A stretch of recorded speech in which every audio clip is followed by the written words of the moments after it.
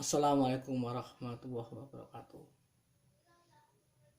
Salam kader Madrasah Mu'alimin Muhammadiyah Yogyakarta. Selamat bertemu kembali siswa-siswa kelas 4. Semoga kalian dalam keadaan baik, tidak kurang suatu apapun, dan kalian masih dalam keadaan bersabar untuk ujian yang kita hadapi tahun pelajaran kali ini. Untuk kali ini kita masih melanjutkan tentang struktur atom. Kalau kemarin kita belajar tentang konfigurasi elektron, di mana dengan konfigurasi elektron kita dapat meletakkan atom itu terletak di golongan apa dan periode keberapa dalam tabel periodik. Jadi kita sudah melihat semua ya, untuk apa, untuk tabel periodik, bahwa tabel periodik itu terdiri dari golongan, dari golongan 1 sampai golongan 8, kemudian periode yang mendatar ya, dari periode 1 sampai periode 7. Demikian juga untuk blok, ada yang namanya blok S, blok P, blok D, dan blok F. Sekarang kita akan belajar tentang sifat periodik unsur-unsur. Yang pertama adalah jari-jari atom. Bahwa yang dinamakan jari-jari atom itu jarak elektron keluar ke inti atom. Jadi ini inti, ini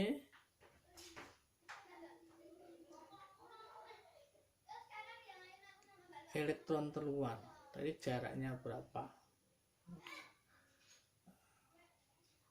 Dalam tabel periodik, dalam satu golongan dari atas ke bawah gitu ya, kita tahu bahwa sebenarnya atom itu banyak ruang kosongnya, jadi hanya sebagian kecil yang ditempati oleh inti dan elektron. Dalam satu golongan yang dinamakan jari-jari atom, dari atas ke bawah ya, intinya bertambah, tapi jarak jari-jarinya makin bertambah besar ya, sehingga walaupun nomor atomnya bertambah, tapi jarak dari inti ke kulit jauh lebih besar, sehingga dalam satu golongan jari-jari atom makin besar ya. Sedangkan untuk dalam satu periode, unsur-unsur dalam satu periode dari kiri ke kanan ya, relatif jari-jarinya relatif jaraknya tetap ya, tapi intinya tambah, sehingga jari-jari atom dalam satu periode dari kiri ke kanan makin bertambah. Nah, ini kalau kita lihat jari-jarinya di sini ya, jari-jari dalam satu apa, dalam periode 1, periode 4, periode 3, periode 4, 6, 7, jari-jarinya makin besar, jari-jarinya makin besar. Nah, ini ya, jari-jarinya kan makin besar. Dalam satu golongan di sini apa? Helium, neon, argon, krypton, xenon, radon. Nah, paling besar apa? Paling besar adalah radon ya. Jadi dalam satu golongan jari-jari atomnya makin besar. Kemudian yang kedua, energi ionisasi. Apa yang namanya energi ionisasi? Energi minimum yang dibutuhkan suatu atom theta dalam wujud gas untuk melepaskan elektron keluar sehingga membentuk ion positif. Ya. Kita tahu dalam satu periode, ya,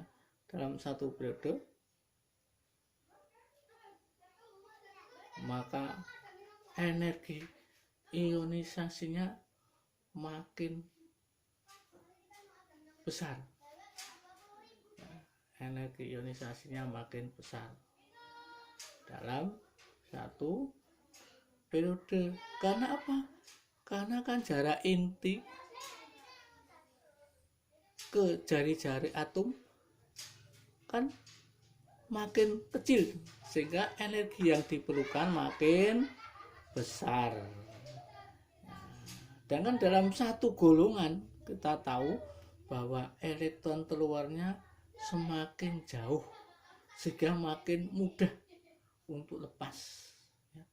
Seperti kita punya teman kita semakin jauh, maka untuk lepas ikatan batin semakin apa? Semakin kecil.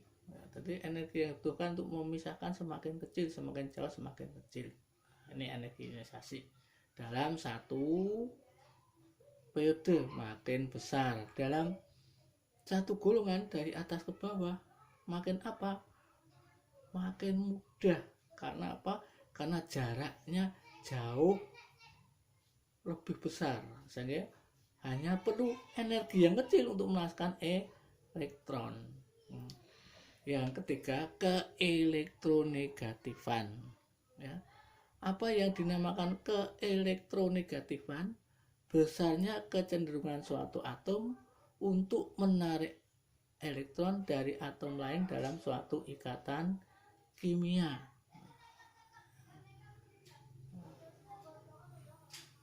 Nah ini, kalau atomnya besar, jadi kalau kita lihat elektronegativitas dari kiri ke kanan makin besar. Keelektronegatifannya makin besar. Ya. Karena apa?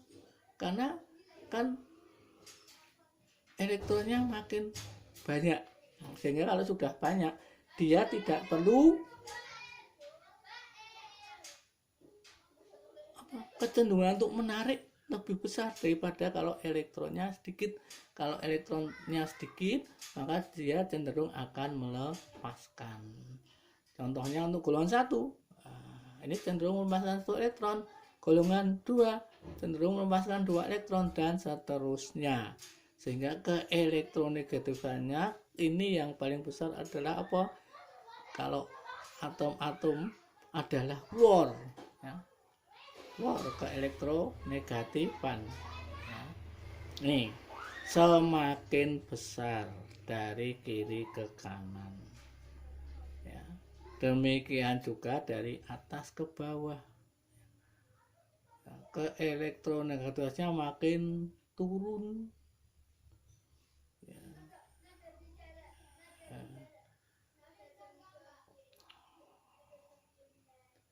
Contohnya hanya elektron 1, maka dia akan cenderung melepaskan. Jangan Cl, elektron keluarnya 7, sehingga dia akan cenderung menarik, ya, yang harusnya untuk berikatan, ya, tetapi salah satunya ditarik yang lebih kuat, ya, seperti kalau kita punya tanah, ya, seperti sifat manusia, semakin banyak dia memiliki harta,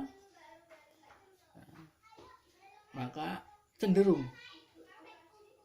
kalau dia semakin berkurang keagamaannya, maka dia cenderung akan semakin memiliki harta, ya, semakin menarik yang kecil-kecil.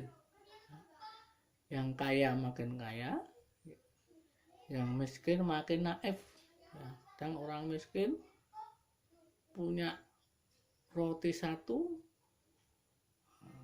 ada orang yang kelaparan dikasihkan.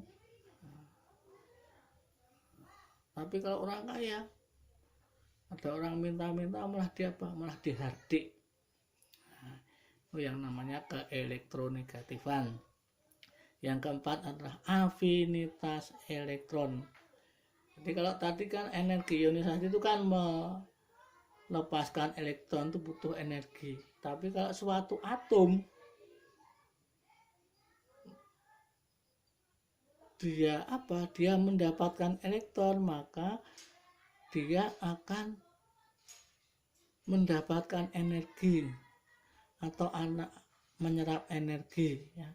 Nah, semuanya itu dalam wujud gas. Energi ionisasi ya, dalam bentuk gas. Afinitas elektron juga dalam bentuk gas ya. Kita tahu bahwa atom-atom itu ada yang wujudnya padat. Nah, padat harus dibentuk gas padat. Lewat cair dulu baru gas. Demikian yang cair juga harus dalam bentuk gas ya, energi ionisasi untuk mendapatkan elektron sehingga membentuk ion positif itu dalam bentuk gas. Demikian juga afinitas elektron ya, jadi wujud atomnya juga harus dalam bentuk gas ya. Demikian para siswa sekalian, semoga kalian semakin tertarik untuk belajar kimia. Kalau ada hal-hal yang belum paham, silahkan tanya lewat WA ya, atau mungkin lewat email muhasab32@gmail.com ya. Silahkan pelajari lebih lanjut materi-materinya, kemudian kerjakan soalnya. Terima kasih atas perhatiannya. Wassalamualaikum warahmatullahi wabarakatuh.